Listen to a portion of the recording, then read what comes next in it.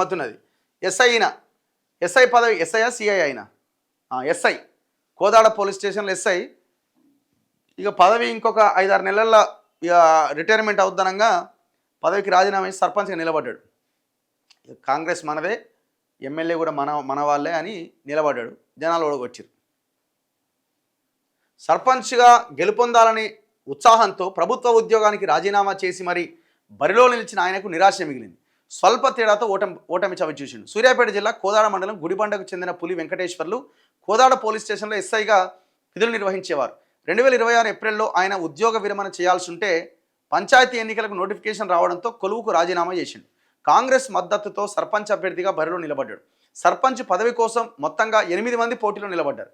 వీరిలో కాంగ్రెస్ రెబల్ అభ్యర్థి మందుల నాగయ్య కూడా ఉన్నాడు. ఊర్లో 3799 ఓట్లుంటే 3300 ఓట్లు పోలైనవి. వెంకటేశ్వర్లకు 1176 ఓట్లు పడ్డాయి. నాగయ్యకు 1186 ఓట్లు పడ్డాయి. మరో అభ్యర్థి తిరుపతి బాబుకు 850 ఓట్లు పడ్డాయి.